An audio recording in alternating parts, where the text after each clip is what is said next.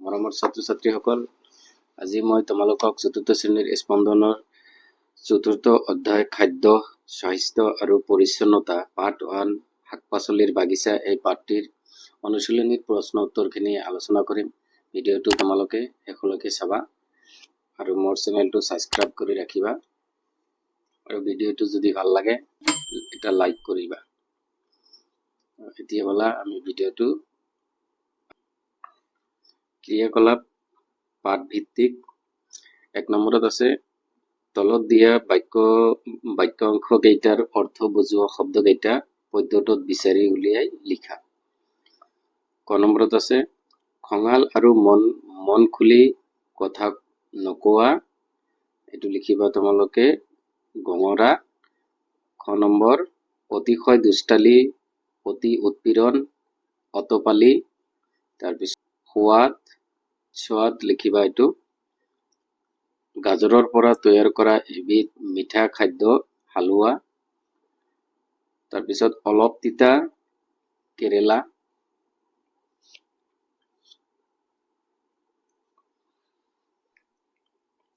2 number চোৱা তলত দিয়া প্ৰশ্নবোৰৰ শুদ্ধ উত্তৰটো বাছি উলিয়াই সঠিক বৃত্তটো পূৰ কৰা।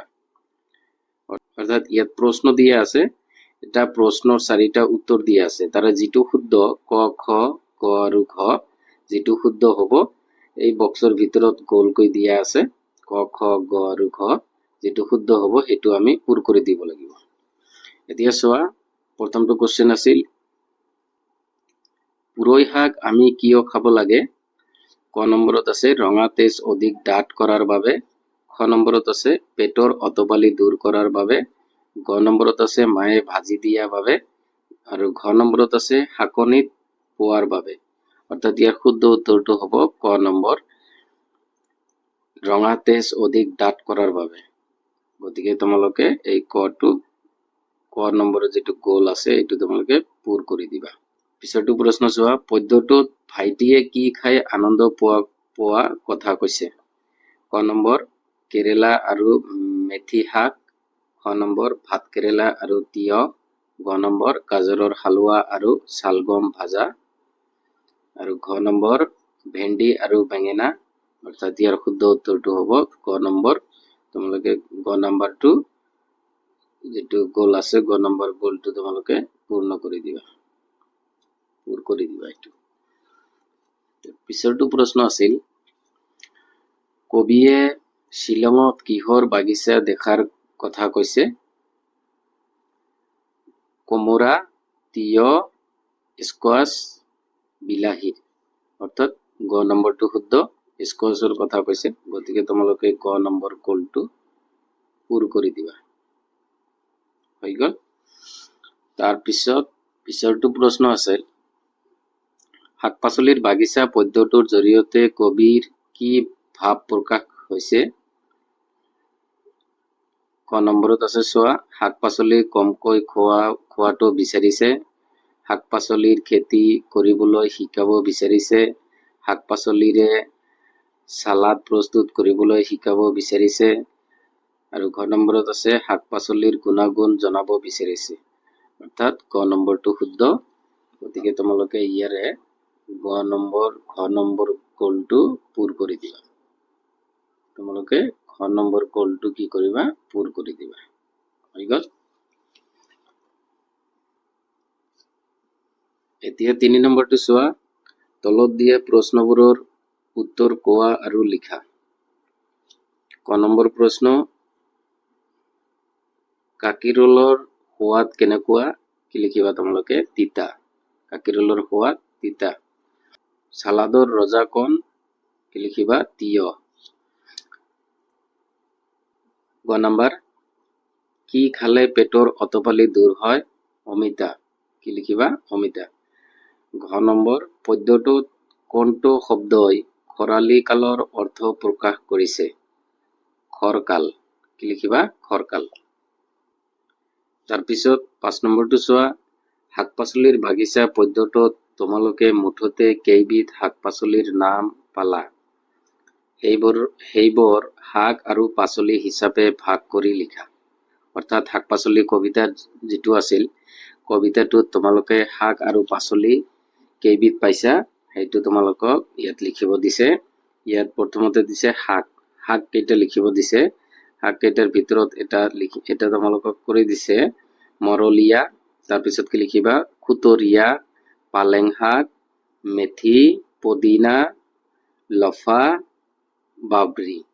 তাৰপিছত পাচলিৰ ভিতৰত লিখিবা ৰঙা মিঠা লাও, ভোল, অমিতা, ভেন্দি, উৰহি, মূলা আৰু বহুতো আছে। তোমালোকে যদি পাৰা কবিতাৰ পৰা লিখিব পাৰা, তোমালোকে এইবিলাক নিলিখি সেইবিলাক লিখিলেও হ'ব। এতিয়া 6 নম্বৰ প্ৰশ্নটো চোৱা। কিছুমান শাক পাচলিৰ লতাৰ দৰে বগাই যায়।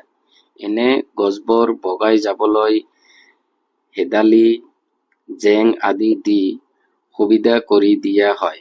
পদ্যটোৰ পৰা লতাজাতীয় শাক পাচলিবোৰৰ নাম বিচাৰি লিখা। অৰ্থাৎ কিছুমান শাক পাচলি আছে লতাজাতীয়, যিবিলাক আমি চাং পাতি দিব লাগে।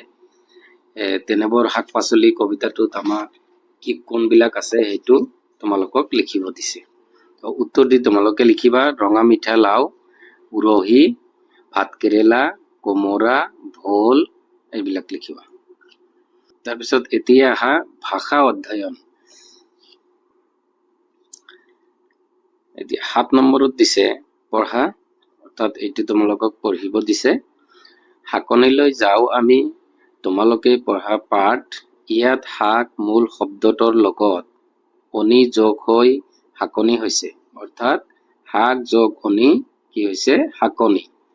ঠিক তেনেকৈ ঘাঁহ যোগ অনি কি হ'ব ঘাঁহনি, মাহ যোগ অনি কি হ'ব মাহনি। এতিয়া খ নম্বৰটো চোৱা। ওপৰত দিয়া উদাহৰণ কেইটা চাই তলৰ শব্দ কেইটা ভাঙি দেখুওৱা। অৰ্থাৎ আমি ইভিটিত যে পঢ়িছিলো এইকেইটা ক নম্বৰত যিটো পঢ়িছিলো আমি, এই উদাহৰণ কেইটা চাই আমাক এই খ নম্বৰ এইটো আমাক লিখিব দিছে। ধাননি, ধান যোগ অনি কি হ'ব ধাননি। কাঠনি, কাঠ যোগ অনি। তাৰপিছত বাহনি, বাহ যোগ অনি বাহনি। তাৰপিছত পদুমনি, পদুম যোগ অনি পদুমনি। তাৰপিছত 8 নম্বৰত আকৌ পঢ়িব দিছে, এইটো পঢ়া। পুৰহিয়ে ৰাঙলী কৰে ৰঙা তেজ আৰু দাঁত, শাকনিলৈ যাওঁ আমি তোমালোকে পঢ়া পাঠ। এই পদ্যফাকি গদ্যত লিখিলে হয়। অৰ্থাৎ এই পদ্যফাকি যদি আমি গদ্যত লিখো কি হ'ব, পুৰহিয়ে ৰঙা তেজ, ৰাঙলী আৰু দাঁত কৰে, তোমালোকে পাঠ পঢ়া, আমি শাকনিলৈ যাওঁ। অৰ্থাৎ এই পদ্যটো যদি আমি গদ্য আকাৰে লিখো তেনেহলে এনেকৈ আমি লিখিব লাগিব। এতিয়া চোৱা কি দিছে। ইয়াত প্ৰথম বাক্যত কৰে পদটোৱে পুৰহিয়ে তেজ দাঁত কৰা কাম, দ্বিতীয় বাক্যত যাওঁ পদটোৱে শাকনিলৈ যোৱা কাম, তাৰপিছত তৃতীয় বাক্যত পঢ়া শব্দটোৱে পাঠ পঢ়া, কাম কৰা বা হোৱা বুজাইছে। অৰ্থাৎ কৰে, যাওঁ, পঢ়া এইকেইটাই কাম এটা কৰা বা হোৱা বুজাইছে। এতিয়া এইফালে চোৱাচোন, এইফালে জানি লওঁ আহা। যি পদে কোনো কাম কৰা বা হোৱা বুজায় সেই পদক ক্ৰিয়াপদ বোলে। এইটো তোমালোকে মনত ৰাখিবা। কি কৈছে, যিটো পদে মানে কোনো এটা কাম কৰা বা হোৱা বুজায় সেই পদটোক কি পদ বুলি কোৱা হয় ক্ৰিয়াপদ। ইংৰাজীত ক'লে ভাৰ্ব। এতিয়া এইফালে চোৱা। এনেদৰে কোনো কাম কৰা বা হোৱা বুজোৱা পদবোৰেই হল ক্ৰিয়াপদ। এনেদৰে কোনো কাম কৰা বা হোৱা বুজোৱা পদবোৰেই হল ক্ৰিয়াপদ। নিশ্চয় বুজি পাইছা।